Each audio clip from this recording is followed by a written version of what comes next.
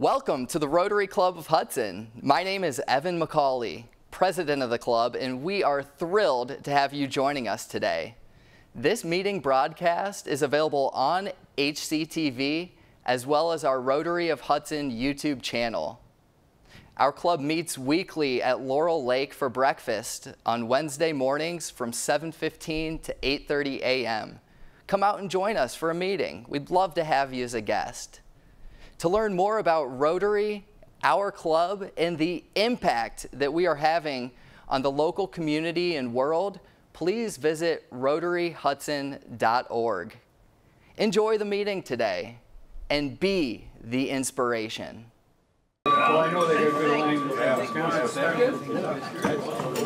Good morning, Rotarians and guests. Good morning. Welcome to the Rotary Club of Hudson.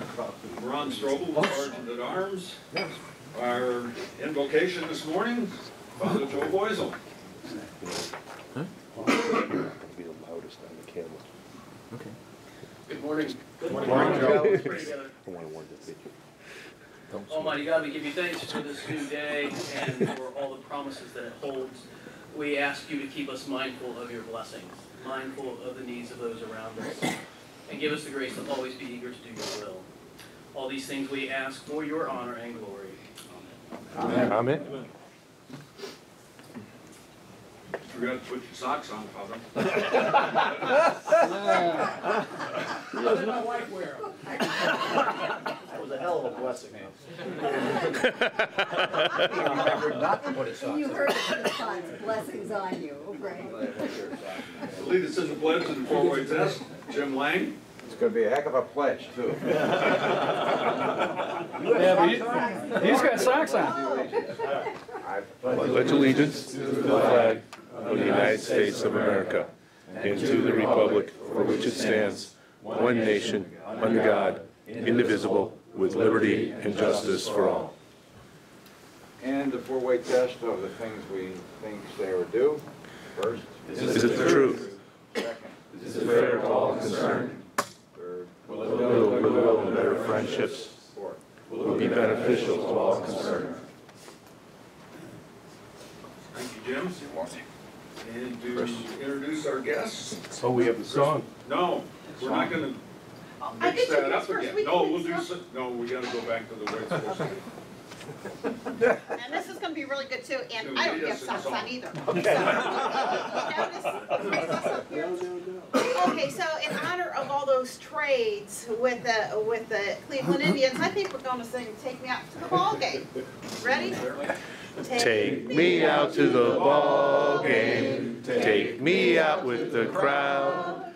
Buy me some peanuts and Cracker Jacks. I don't care if I never get back, for it's root for the Indians. If they don't win, it's a shame, for it's 1, 2, 3 strikes, you're out of the old ball game.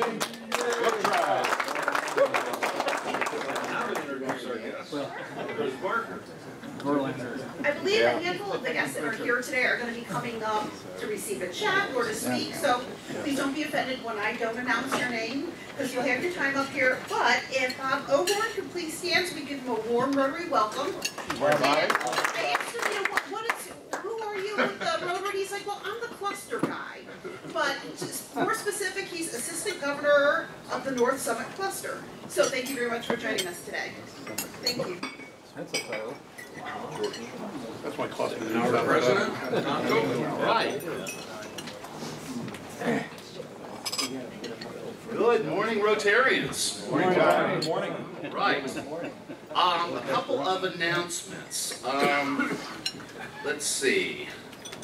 George Schmutz, we haven't seen him in a while, and I've been mentioned to some of you that, I mean, he's been dealing with a number of with work quite a bit. He's been trying to become the king of printing in Northeast Ohio.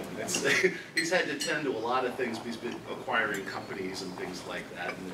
And, but more recently, he had a health issue. I just want to. This was from about a month ago, and this is probably one of the reasons why we haven't seen him more recently.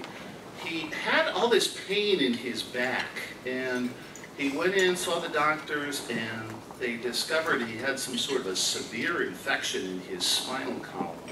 And then they did surgery on him, a couple of surgeries, and kind of the bad news is, you know, he really lost his ability to walk. He had like almost no ability to. His infection caused me to lose 99% of motion in my legs. But the good news is, he seems to be on the mend. I stopped off and visited him yesterday at Suma Rehab down in Akron. And if any of you would like to visit him, you're welcome to. It's 29 North Adams Street. He's lost some weight, but his spirits are good. He's able to move his legs to some extent now.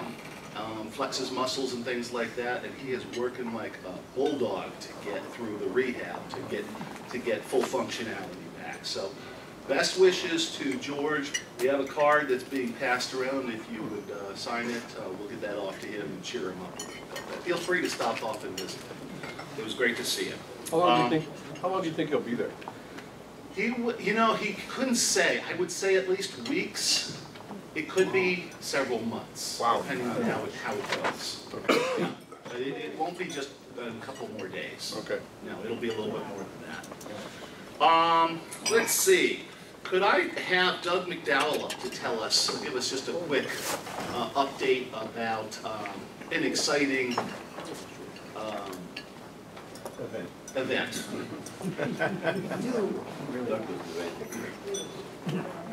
So about a month ago, we unexpectedly received a check for $2,840 from a Gosser Family Trust, G-O-S-S-E-R. Well, that follows up, and this took place about 3 years ago, just about the time I joined. We had received $12,500 from the same trust. And at the time, and they wanted it for scholarships, so we didn't know what to do with it. We said it's on the balance sheet saying we'll do something with that one of these days. So they found some money, extra money from the trust, and closed it out. So now we had $15,000 in that trust, and we were sitting at the foundation board meeting last week, Wednesday, I guess, and Dan Williams said, you know, it'd be nice if we could add another scholarship.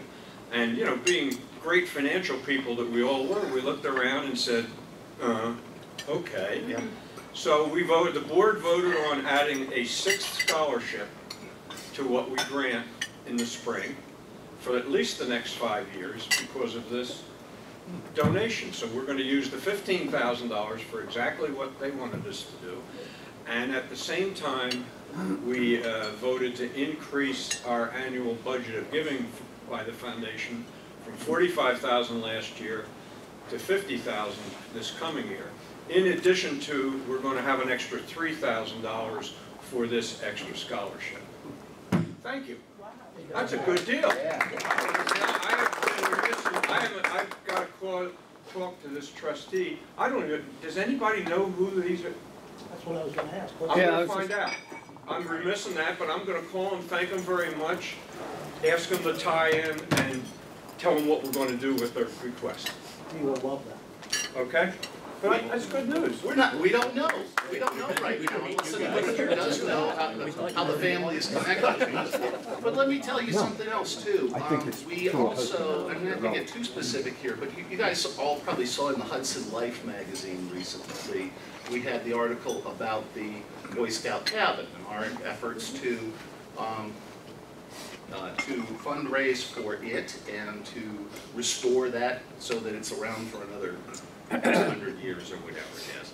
And it caught the attention of one of our community members, a gentleman who was a Boy Scout back in the 50s and had very fond memories of being a Boy Scout and has real connections to the community. And he contacted us and told us, you know, just out of the blue, from vacation, he pestered us a couple times to make a connection with us, to tell us he wanted to be he wanted to help make this this happen. So it was really exciting to see. I won't get too much into the specifics of that right now, but that will help.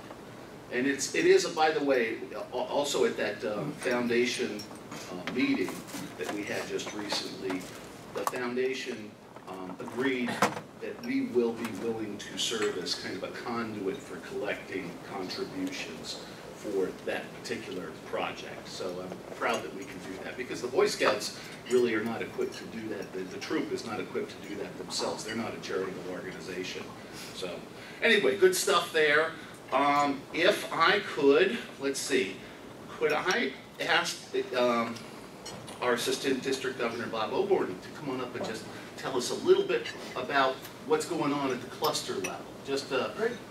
Yeah. Well, good morning, everybody. Good morning. So let me explain what the cluster is there's, the District 6630 has 53 clubs. And 8 years ago, they broke it down into 11 clusters.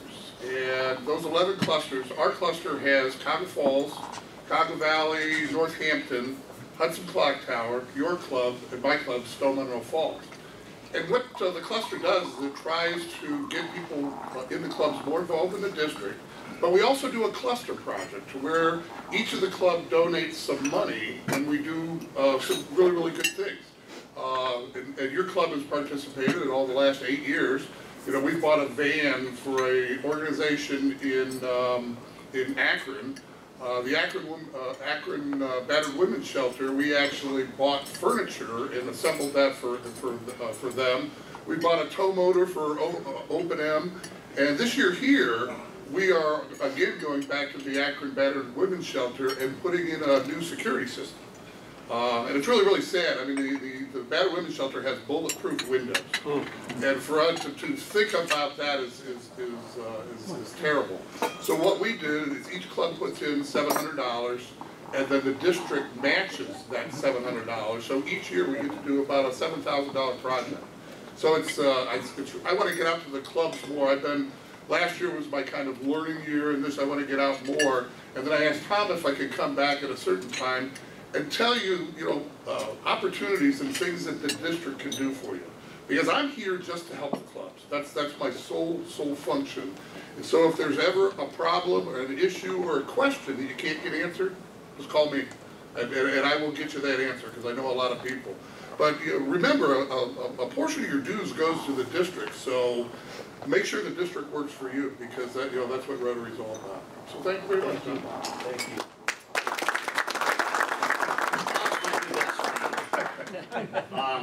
And by the way, I talk a lot about being proud to be Rotarian. We know this Akron Battered Women's Shelter cluster project, enhancing their security there. That's the sort of thing that makes me proud to be a Rotarian. I hope it does all of you too as well.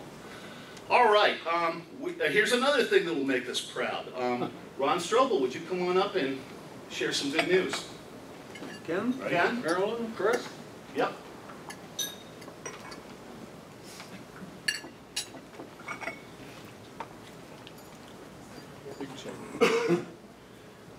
Well, we have with us this morning Ken Fogel. He's a member of the Chagrin Valley Rotary Club, and he's also the chairman of Gift of Life Northeast Ohio. And we've been a participant with Ken for a long time, 15 years. I think, yeah. We've been supporting Gift of Life, and I'll let Ken speak a little bit more about that. But they've been one of our beneficiaries from the gala for all of those years, and it's been great. I was going to try and get a picture to James to put up there, but I have a picture yet of the first girl from Greece that we supported back in the first year. I still have that picture of she and her mother, and they attended our gala at when it was back at Tadaro's Party Center. So it's been fun to see all those, and last year we got to go over to Ken's club and meet the little boy and present the check over there. And that little fellow had just had surgery like on Thursday or something. And children are amazing. They bounce right back, yeah. And he ate like a little horse. I mean, like that American food. So anyway, it gives me great pleasure to present a check for $5,000 to Ken. Along with, Ladies, get in there. Put you in the middle of All of us? Here we go. All right, here we go. One more. Thank you. Oh, we got Tom. Press down, down, good, back, back.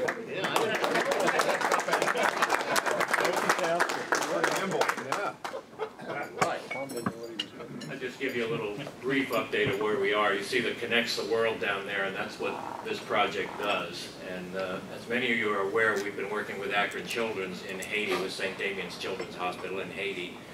And we set out to create Haiti's first pediatric cardiologist. And Dr. Noisette completed her work last fall. She is now practicing in Haiti at St. Damien's. She is doing all the pre-screening for kids there, and all the post-evaluation and support for the kids that get open heart surgery from our team out of Italy that does the surgery work. Also, we've just completed our second global grant, where your dollars and the district dollars go together to match the Rotary Foundation dollars, and generated $150,000 for our second Egyptian team grant. And the Cairo Gift of Life is leading that one. And we will do 60 children, and that's in process right now. So I want to thank you for this donation and continued support over all this time. Thanks very much.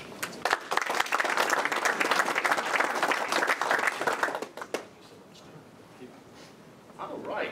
And I think we're at the point where we're ready for our program today. So if Jim Ahern, if you would step up and announce our speaker. Oh, you're on call. Joe Boyce will need some socks, and my wife gives me so much grief about these that I'd be glad to give them to you. I make two people happy. This is Tom Speaks, I think third time here. Third time here. And if you recall, last two times he was here, he talked about Hannibal. First one was about Hannibal's success. The other one was about Hannibal's kind of failures, I guess. But today he's going to share his passion for history, and he's going to take on the subject of Winston Churchill and the provocative title of Hero, Statesman, or Despicable Devil. Tom's a resident of Hudson. He's a proud dad and a lucky husband. He's co-owner of a Hudson-based impact group. And he started the company with his lifelong friend, Don Polyak. Tom loves history, philosophy, and poetry, and is an appreciation advocate. He's written 2 books that are available on Amazon, Hannibal the Fortune and Lynn, a novel about the meaning of all. I read it, my wife read it, my daughter read it. And I recommend it. It's just a fabulous, fabulous book. It's maybe it'd take you 3 hours to read it, 2-3 hours to read it, but it's a great message in it. I'm really impressed. It's great. So, without any further ado, Tom, come up to a warm Rotary welcome. You guys hear me? Yep. Yep. All right. You advance this? I will advance it. That'd be awesome. Okay. Just shoot the laser at me and then I'll... What you guys remember Family Circus, the cartoon? Yes. This is one of my very favorites. This is my very favorite of all time. What you've got is you've got the mom and you've got a plumber. And you can see the mom is helping the plumber put in a shower rod, right?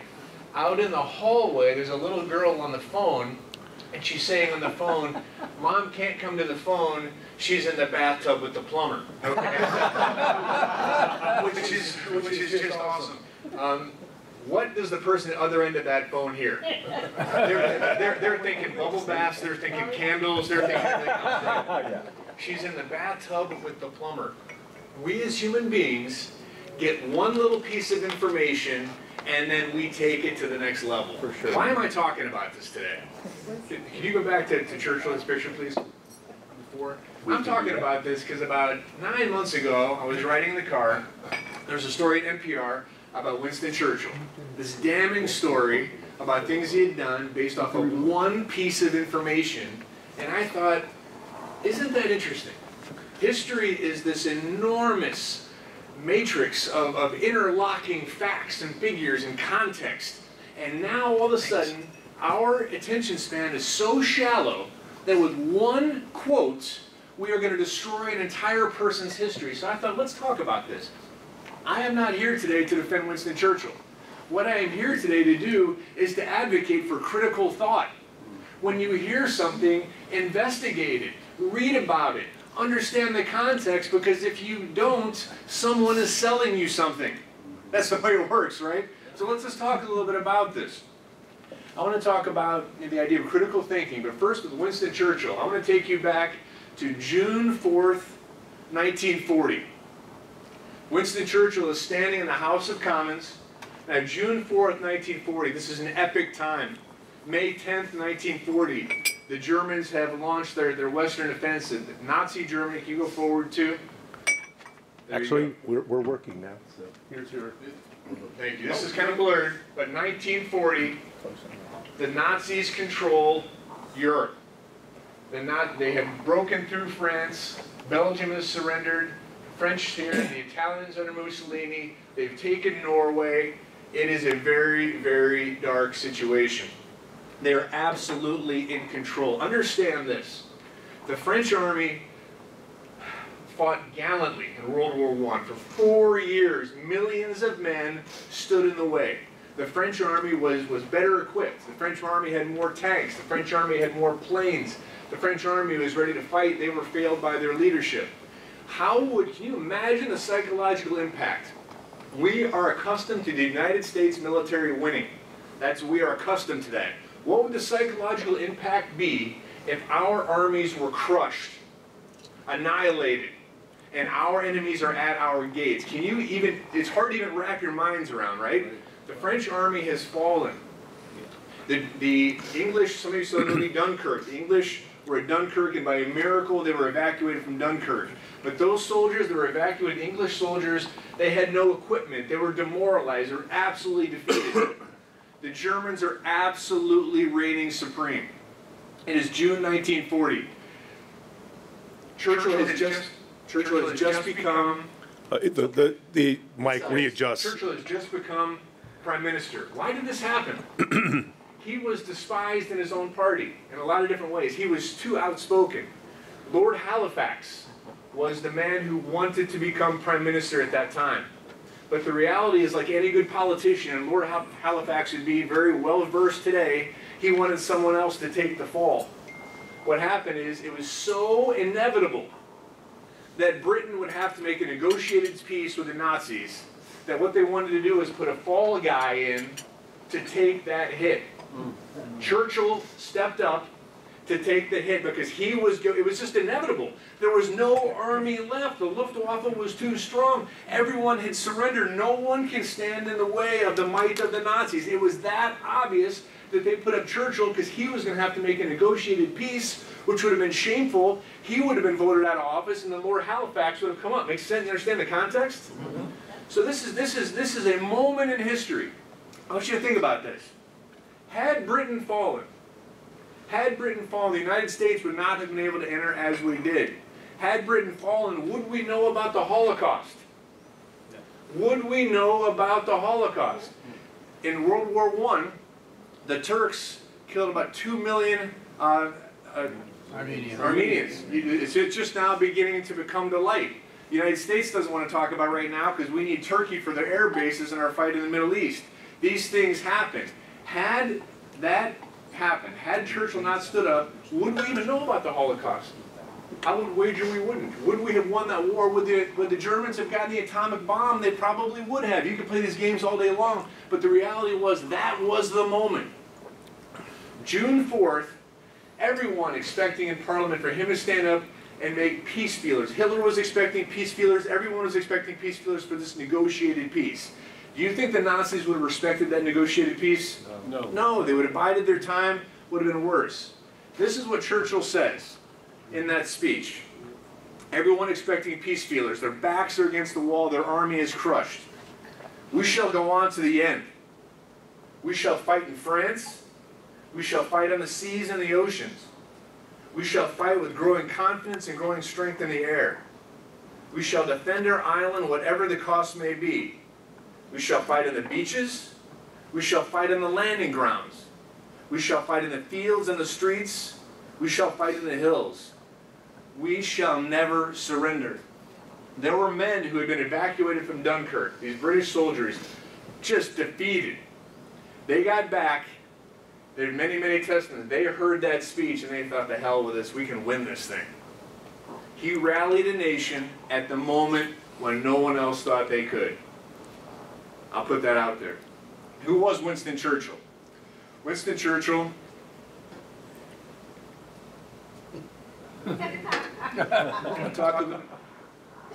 this man had a miserable, miserable childhood. Born into enormous wealth. Understand, back then, the British aristocracy, you had your mom, your dad. His dad was Lord Randolph. His wife was wealthy. They weren't soccer moms back in the day. The idea is his mother may have seen him once in a while. The maids would bring him in, all diapered and clean. She'd pat him on the head and go away for a couple more weeks. Lord Randolph was always away. Lord Randolph was a very, very difficult father.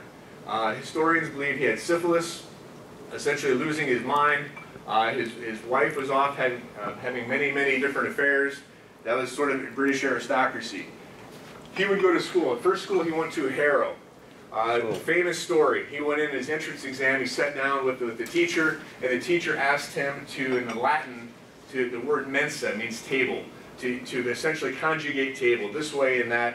And he went in and he conjugated table, and the instructor thought that was kind of interesting. But Churchill was really interested because he had to learn all these different ways to say table in Latin. And the teacher said, well, why would I have to say this? The teacher said, well, that's what you say when you're speaking to a table. And Churchill said, but I never speak to tables. Why would I have to learn that? And they're like, you impudent little rotten kid, and they beat him. He was beaten so badly at Harrow, as were other schools, he said that in prisons later on, they wouldn't have allowed kids to be that treated. When he got back one time, the maid saw he was so beaten up that they sent him to another school. His second school he went to, once again, another British, just very, very rough. He did a little bit better. But his father, I have 13 hours of Winston Churchill, just material you could do. I mean, but his father was despised, his father was thrown out of power. People did not like the Churchills. When he would go to school, they would parade all the kids out when the parents' day, his parents never came, in academic order. Winston Churchill was always dead last. Can you imagine parading the kids in academic order in front of everyone? And people would snicker, say, there's Randolph Churchill's child. Look, he's dead last. Everybody's laughing about it. Very, very miserable. He was always dead last. He was always lazy. He was always this. He had a crazy idea. Teach kids things that they're interested in. If they're interested in things, they'll do better. He went out to Sandhurst Military School. He ended up doing a little bit better. His father, they had a horrible relationship. Winston Churchill had 1,500 toy soldiers. And he had them all lined up, and his father was walking through one day, saw these toy soldiers, and said, Winston, would you like to be a soldier? He said, yeah, Dad, I like that very much. His father got him transferred from essentially what was the college prep to be a lawyer and to soldiers. And Winston Churchill would say, I thought my father saw military genius in him. He learned later that his father thought he was too stupid to get to be a lawyer, so he thought that a soldier is the only way to go. So that's why he sent him that direction. Churchill went into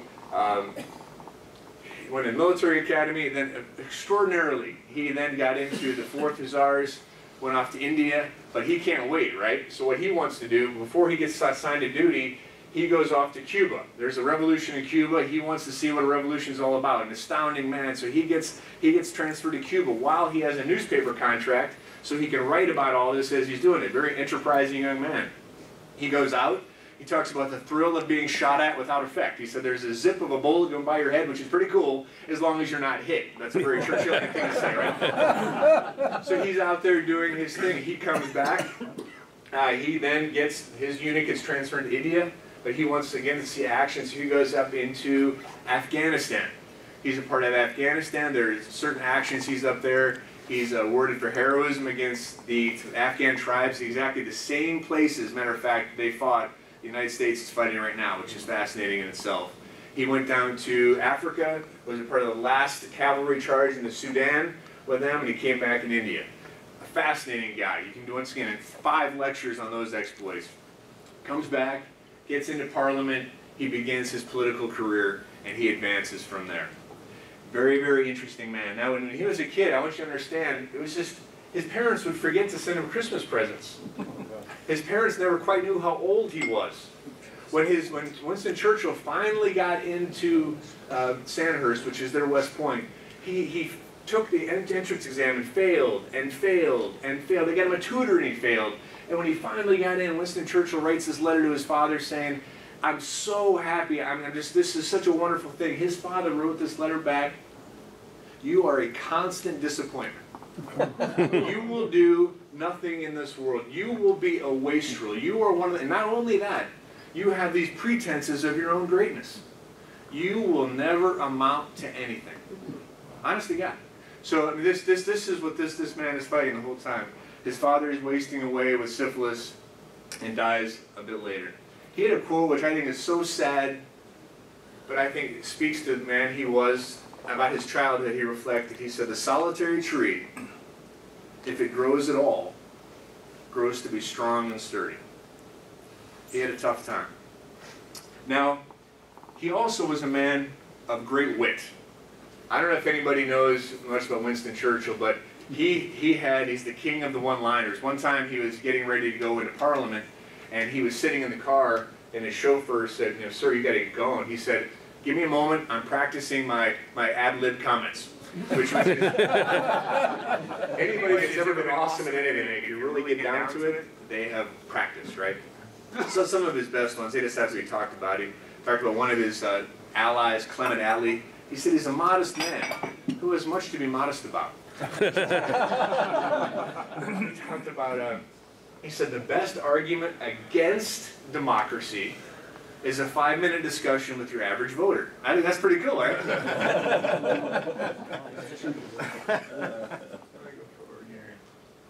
You got it right here? Oh, right here. Yeah, just hit that button. This is a fun one. Anybody know who this is?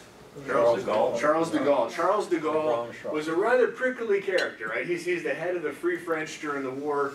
Churchill's got to placate Charles de Gaulle. But I love this. Churchill describes Charles de Gaulle.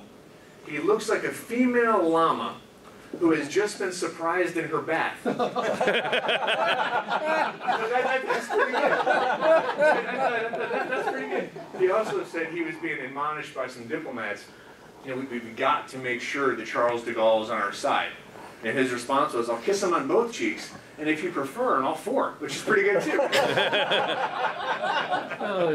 Just powerful.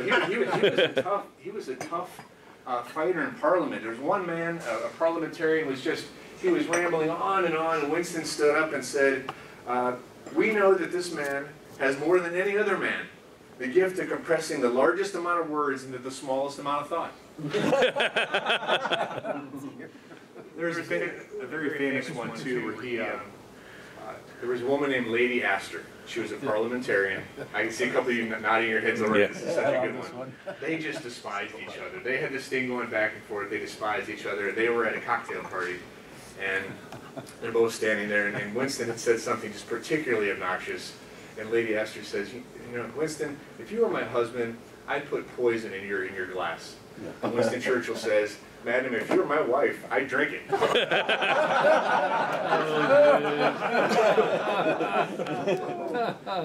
So just a man of sharp wit, very, very interesting, very powerful. He could be cruel, he could be difficult. Now, I want to talk a little bit about Winston Churchill and the Fourth Hussars. Okay, so we know Winston Churchill as the man who stood up against Hitler. We know whom, I believe, in many ways was vital to winning the war. Let's talk about some of the things I heard on NPR. Let's talk about some of the other items that come up. Bengal famine, 1943. India, 1943, there was a famine in which 3 million Indians died. It was a horrendous circumstance. There was a famine. The controversy is, did Churchill divert grain away from that region during that time? Two different arguments. The grain was going to essentially around Italy. In 1943, that war was still very much in progress. It was still a year away from the D-Day invasions. The United States was just getting into Sicily. The Russians were just beginning to advance on the Eastern Front. So that grain was being sent to the troops. Those of the detractors will say that there was enough grain that was being stockpiled. Why was it diverted? There's two different pieces of historical evidence. Some show that Churchill was diverting away the grain at the beginning Other historical evidence demonstrates that he was pleading for other individuals to make sure that they got grain to those ports. Very, very complicated. Churchill also, more than any other, saw, before anyone else, the terrifying aspect of Stalin. You know, we don't remember this back then, but during the war, he was Uncle Joe. I mean, people, I honestly got the honest U.S. propaganda was Joseph Stalin was Uncle Joe. No, he wasn't. He was equal, if not worse, than Hitler. So you have this Russian juggernaut is beginning to come across Eastern Europe. Churchill was one of the first to understand that if we don't support Greece, if we don't support those other areas, they will fall to communism when the time comes. So, you make your own decision. But what I'm asking is, when you hear about the Bengali famine of 1943, it was a huge tragedy. Learn about it. Make your own decision. Is that people have equated Hitler and Churchill are the same. They are both genocidal. I don't agree with that assertion, but that is the kind of rhetoric which is being used. You make your own decision. When you hear something, make your own decision. There is an awful lot of hubbub about his hatred of Gandhi. Churchill was an empire guy. He was fighting on the edges of the empire. He was raised, he believed, whether right or wrong, that the British Empire was for good, was for progress, was for very much the way we were taught as Americans. American foreign policy, are we generally for the good of other people? I would say probably most people would say yes. He believed in all his heart that the empire was standing for good. He believed that Gandhi was tearing that down. The riots of the Welsh miners. 1910, there was a huge riot, and there's a huge strike. The coal was not getting to people. People were freezing. He had to make the decision, do I send in troops to break this strike? There was shooting. One person had died. At the end of the day, it actually wasn't the troops that he sent in. He didn't send in the local police, but he has been tarnished with this forever. That he is a guy who hates labor. This is thrown out there. Savages. There's many times where Churchill will make reference to people throughout the empire as savages that we as the British people need to raise up. Certainly not a politically correct thing to say, but there are many times he said this. It's interesting. He was a big advocate for freedom. And he would say that when you're, as the empire, to pull out of a region and to simply allow brute force to take control, to have a dictatorship arise that is brutal, is that self-rule? Is that freedom? Or is freedom an eventual emancipation based upon human rights? Does that make sense? But once again, that requires a little more thought, right? It's easier just to say, just leave, let them be. The black and tans. Everybody has a black and tan. It sounds like a tasty beer beverage, right? Well, that's not where black and tans began. Black and tans were in about 1920, after the Irish Revolution. Churchill set up a group of essentially paramilitary folks in Ireland to help suppress the Irish Revolution. Back then, the IRA, they were viewed as terrorists. They were attempting to suppress what they believed was a terrorist revolution. I have a lot of buddies who are Irish who very much disagree with that. But the idea is that, once again, he was to do law enforcement. The black and tans were a method to do so. Is it controversial? Absolutely. We have to decide when we hear these things, and if Phil Herman and I have a lot of talks about these at the schools, the critical thinking of our population. Think about politics right now. It is very easy to take one quote out of context. I'm not talking left, I'm talking right, I'm talking all over. Take one quote out of context and paint an entire person's life based upon that one thing. Does that make sense? Does that make sense? On the same light, one of my heroes, Abraham Lincoln, he has a quote. If I could end this war without freeing any slaves, I would. He said that. No question about it. A letter to Horace Greeley. The larger context, I've heard this bantered about quite a bit. This man didn't care about freeing anyone. He was a pragmatist. He was doing whatever. Read behind it. What he said in his letter is, he began it with, I have always been my entire life for the freedom of all. Having said that, to save the Union, this is in 1862, the Union was there on their heels. I mean, if the North lost that war, slavery would have gone throughout the West, would have gone to South America, would have expanded everywhere. What he said is to save the Union, if it would save the Union, I would free all the slaves. If it would save the Union to free some slaves and not the others, I would do that. If it would save the Union to not free any, I would do that. Because he understood the first step, the priority was to save the Union. Then, what he dedicated his entire life to was to end slavery. Now look at this quote. This is the kind of thing you'll see all over the internet about, once again, any political figure anywhere. What I'm advocating is thought. What I'm advocating is research. What I'm advocating is check the source. I get a kick out of situations, people, they source, for their source on a fact, they'll source a blog. Who in the world vetted the blog? Right? This is a dangerous thing. History is the platform on which we stand. If we don't have an understanding or invest the time to understand, we're in serious trouble. When you see things like this, when you're talking to your grandkids and they're spouting off a little whatever, ask them to do a little deeper research. Absolutely critical.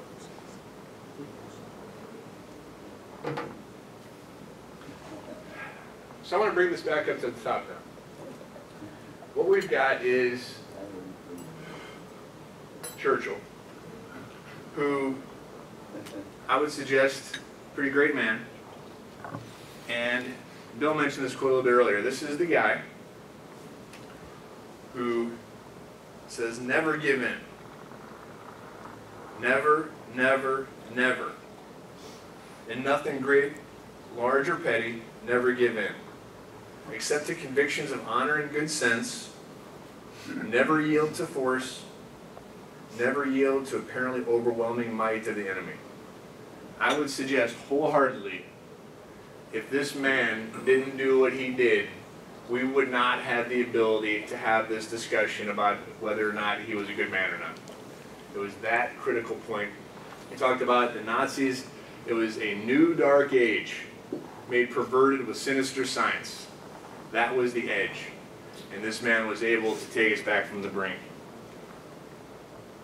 So, I'll end as I began. Next time you hear a damning thing about anybody, whether it's local politics, national politics, state politics, history, or whatever, what I ask you is this. Do you really know everything? Or is the mom in the bathtub with the plumber? Do you really know all the facts?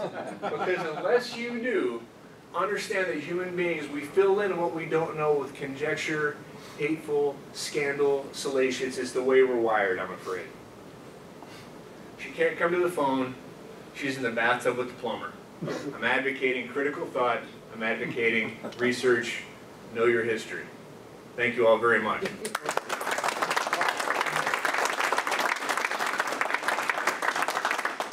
Questions? Oh, questions? Sure. Yeah, you willing to stand the test of some questions? Sure. Yes, sir. John Adams. Always enjoy your presentations. Question for you.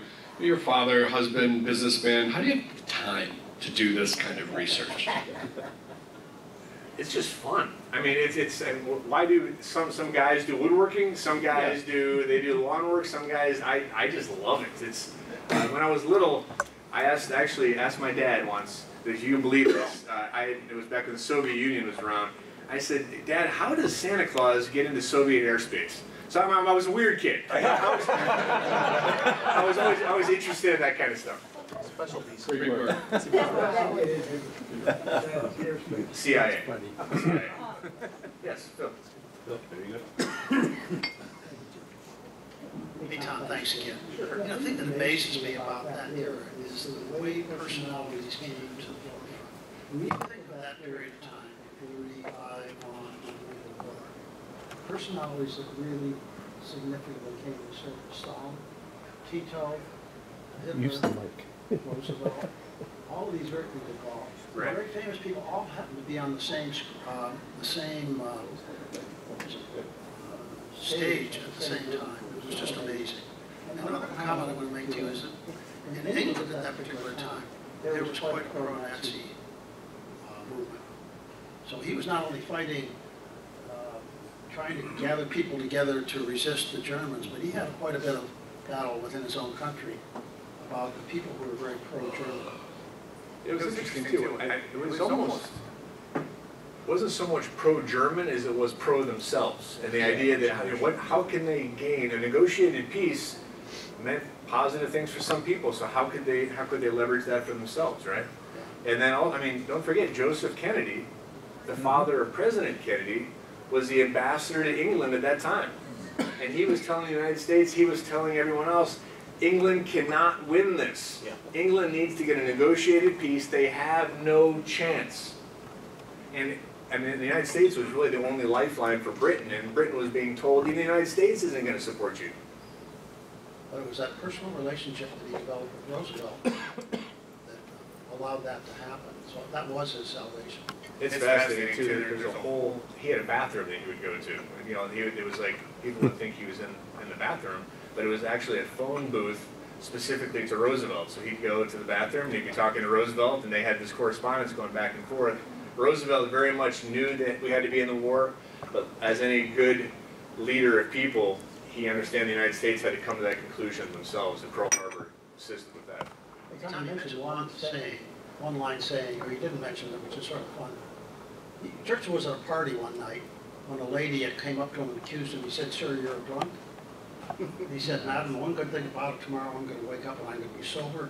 When you wake up, you're still going to be ugly." Oh, jeez. I thought about saying that one, but I thought I didn't want to touch out the 10-foot pole, so thank you.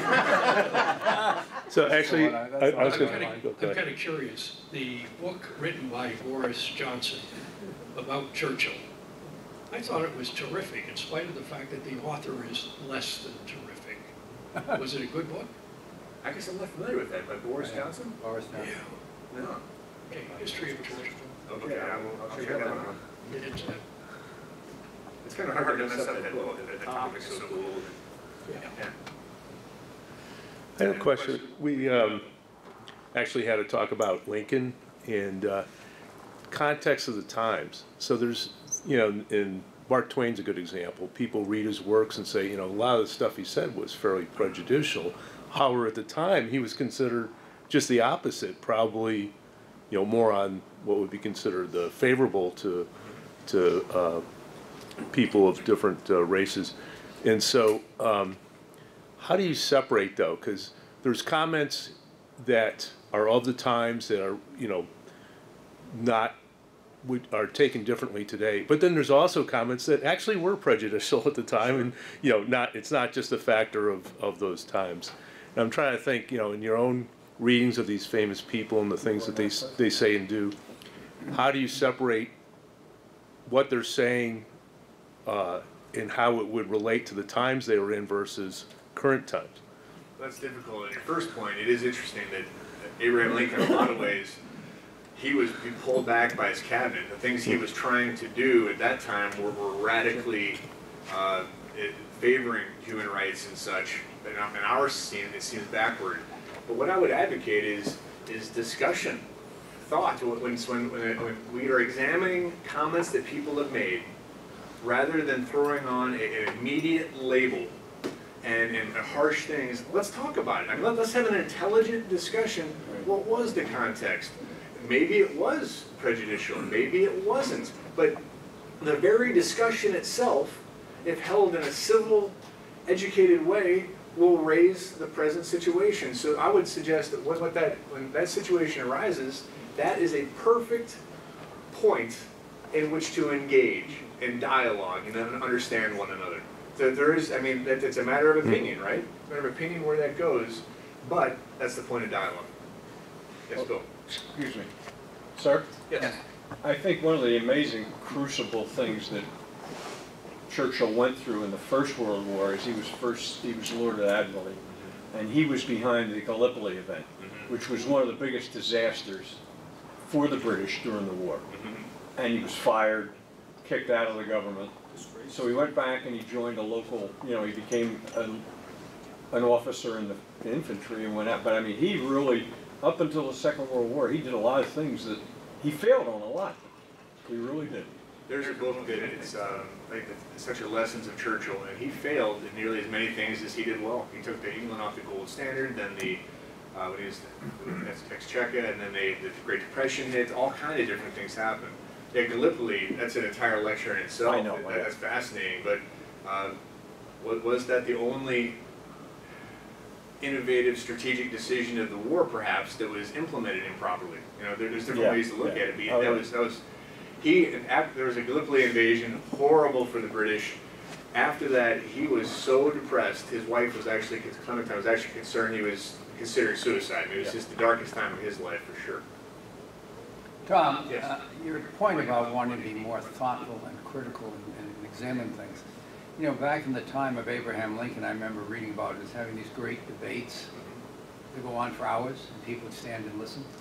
Well, today we have, I think it's almost a debacle when you have these, I don't know what you call them, debates. I watched some of them last night because we got through council early.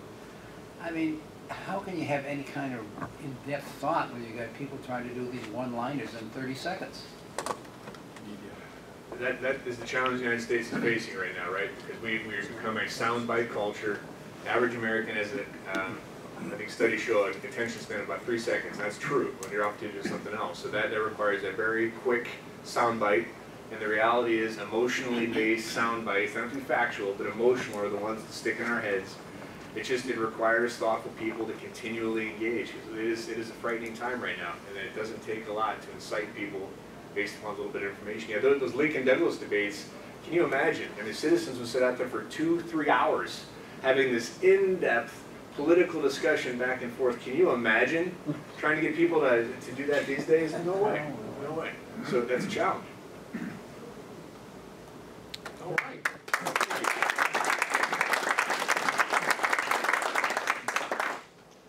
Thank you, Tom. A lot of great food for thought. I wish I could have you deliver that speech to my son sometimes. My takeaways That's your are. job. My takeaways are, yeah, I know. It comes better from other sources.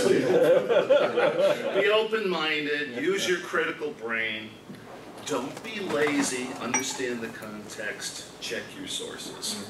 Unfortunately, you know, I kind of have a sense when I'm arguing with him, but I don't have enough facts at my hands to argue with him effectively with all the ammunition I need. All right, today's Rotobuck. We have actually pretty sizable $17. Ooh. Yeah. Wow. I'll pay the rent this month. Tom, would you pick a ticket for us? Sure. I give you the number. $17. Wow. 241403. 403. That's the wrong number. No, try again. Yeah, sure. Oh, look at this. Way to go, Tom. Yo, Chris does sit next to the... The jackpot today is $289, so that's getting up there a little bit. You'll notice there is a black marble. Hold it up high, Tom. I will. Oh, I Hold will. it super high. He's going to split it with him anyhow, so don't worry. Good luck. Oh, I'm sorry. I got 17 bucks. Yeah. Please play again next week. All right, let's see. Next week's program, we have Ed Sogan will be the headliner with... headliner, yeah. With, Fine Day. And Ed, do we have a beneficiary for next week? Yes, we do. We'll be announcing it shortly. Okay, we'll be announcing it shortly. Okay. And let's see. You know, actually, one of my favorite Churchill quotes is one that is completely in a different vein. It's not funny. It's not. It actually represents kind of like a thoughtful, intelligent side of Winston Churchill. And it's one that my dad and I used in our business for many years, and it's attributed to him. We make a living by what we get, but we make a life by what we give. I think that reflects an aspect of Winston Churchill that I really like to think about. All right, is there anything else for the good of the chapter today? Good? All right, well, if that's the case, go out there and make us all proud to be Rotarians. Thank you.